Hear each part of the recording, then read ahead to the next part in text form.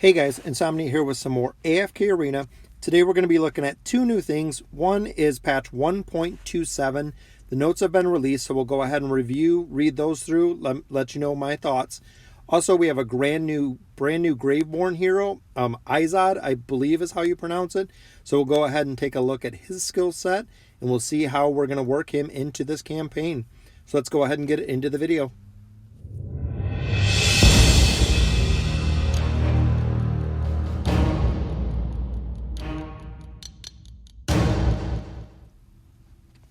So patch 1.27 brings us quite a few improvements, which are going to be nice. First one is the wish list feature improved. Raises the chance of the elite heroes being produced when matching your wish list hero choices. If an elite hero is produced, the overall odds of elite heroes being produced remains the same.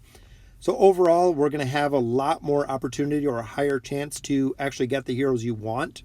So make sure that you're updating your wish list. Make sure you don't have any heroes on there that you don't want, because when you pull a hero, hopefully it's going to be from the wish list. With them continuing to add more and more heroes, it's getting more difficult to find exactly the one you need, or even as many copies of the one you need.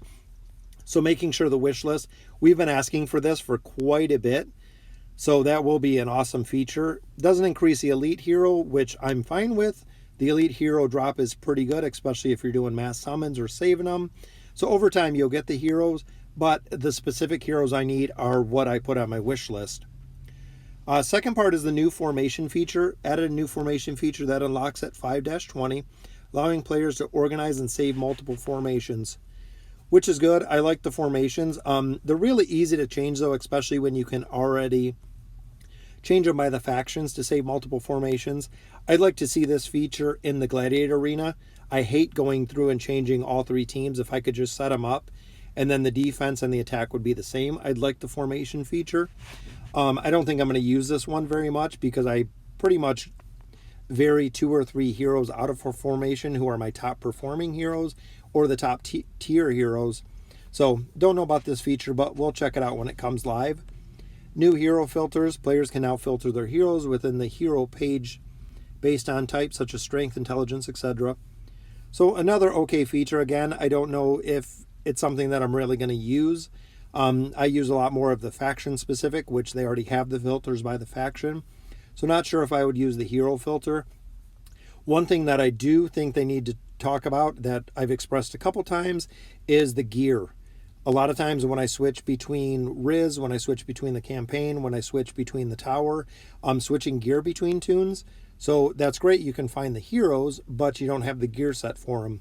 So if I could actually save heroes with gear assigned to them, it would be a little bit different. It would actually make this game way easier, especially running multiple accounts to equip. If I'm going to use Belinda, it puts all of her light bearer gear on it that's available, or even if it equips the best available gear, which might be an easier way to do it. But hopefully that will be a feature that is coming in the future. A new voyage, added the new Voyage of Wonders, the Highborn Stronghold. Super excited about. I love the voyages. I think it really changes it up and gives a new aspect of the game. I hope they make them a little more challenging. Not just challenging and, oh, this battle's hard, I can't get past 4 Scregs, but making the battles more interesting, or actually things you can do in the game, such as having to move objects like they have with firing the cannons, things like that. Trying to make it a little bit more interactive. And I would love to see if they did a voyage event that included more of kind of a guild event, or if you had multiple people that could join your voyage event and it was kind of more of a group event as well. The Peaks of Time adjustment adjusted the enemy formation of the following, which changed a few there, and removed the requirement that required players to discover a hidden passageway from the secrets of the forest. This I absolutely love, and the reason I do is I run faction-specific teams. As you've seen from some of my videos, I have 4 different teams. Well, 3 of my 4 teams are not Wilders, which requires for the Secret of the Forest. So all of the teams that I don't have a Wilder team for, I cannot get past this. I just started the Secrets of the Forest, and I cannot unlock it because I don't have a Wilder team. So never focus on Wilders, and even all my upcoming summons with my faction scrolls are going to the faction specific, so it's not going to be the Wilders. The only team that I did finish this with, of course, my Wilder team. So that's going to be a great new thing, even though it's a little tweak to the Peaks of Time. Not not a huge change. Glad to see it. Super excited about adjusting the effect of Hogan's level 2 and 3 ability, his Knight's Fury. Just kidding. I don't know last time I've ever used Hogan. It's been months and months and months. Early game, he might be good. Mid game, I believe the cap is 160 or 180. After that, nobody uses him. So I think there's a lot more changes that we could use in the game rather than just focusing on Hogan's. Optimize the visual summoning effect at the Noble Tavern. Little tweaks. Rearrange the player details page, region and country options, and rework the visual effects of Hogan and Morel. So hers is a little bit different. Not sure what that was, but hers is going to be a little bit different as well as Hogan's. So not many miscellaneous changes, but overall some really good changes. I like the one for the Peaks of Time. New Voyage, like I said, always super psyched about. I'm hoping some of the formation in the hero filters, they do a little bit differently with the gear. The gear is what takes time with who I'm specifically putting gear on. So if they could incorporate that somehow, maybe in a future update, 1.28, 1.29. Wish list is the big part of this, and then on to the new heroes. There's actually going to be 2 new heroes for the new event. One hasn't been released at all. We just have a name. We don't have a skill set. We don't have no pictures. We don't have anything with it. But the second hero, Izold, I'm going to go ahead and get into now. So here's a quick pick of the new hero, which he looks pretty tough. Looks like he's going to be a huge kind of monstrosity. Got a bunch of different vials hooked to him, a bunch of different stuff going into his brain on top, as well as one hand's an axe, one hand's a spike. So interesting to see. I think they're doing awesome with the designs of the last couple of heroes. I've really loved the artwork that they've done for him. So I think it's going to be pretty cool. So let's go ahead and look at his skills. So his ultimate ability, the Toxic Transfusion. Izold utilizes a powerful chemical agent that immediately restores a portion of his health he has already lost, which also increases his haste and attack by a certain percentage for several seconds. So he's going to heal himself and then do a truckload more damage a lot faster. So that will be awesome. I can see that synergizing with a lot of teams that buff. So when he actually uses his ultimate, he's just going to destroy whatever target he's on for a couple seconds. And it looks like it's not going to be AoE, so it's going to be specifically to the target that's in front of him. So that'll be really cool to see.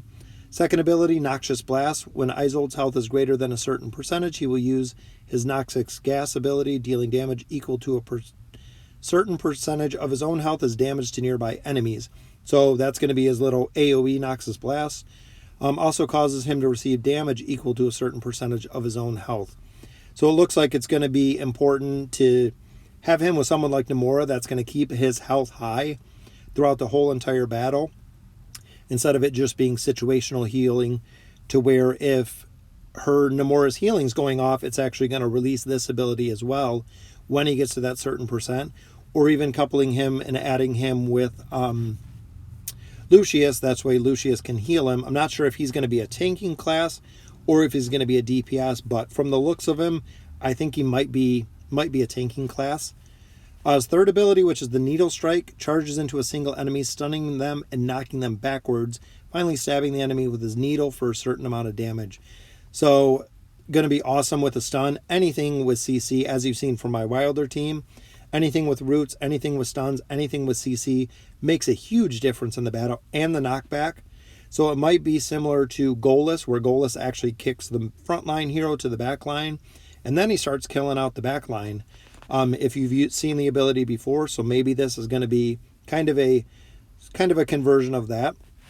And his final one is Hypodermic Healing. Izold injects himself for a certain percent of his health that he's already lost, so he is going to have his own built-in healing. So I'm not sure, like I said, if he's going to be a DPS or a tank, but love the abilities, love the artwork. Going to be interesting to see the new heroes and see how well they do. So again, very excited about the new heroes. Can't wait to see them, and the changes to the wish list, which is going to be awesome. Being able to focus on heroes that you're actually trying to get instead of summoning a bunch of elites that you don't need. Increasing the wish list. Make sure your wish list is up to date. Let me know in the comments what you guys think of the new hero and what you're going to use them for. And thank you guys for watching.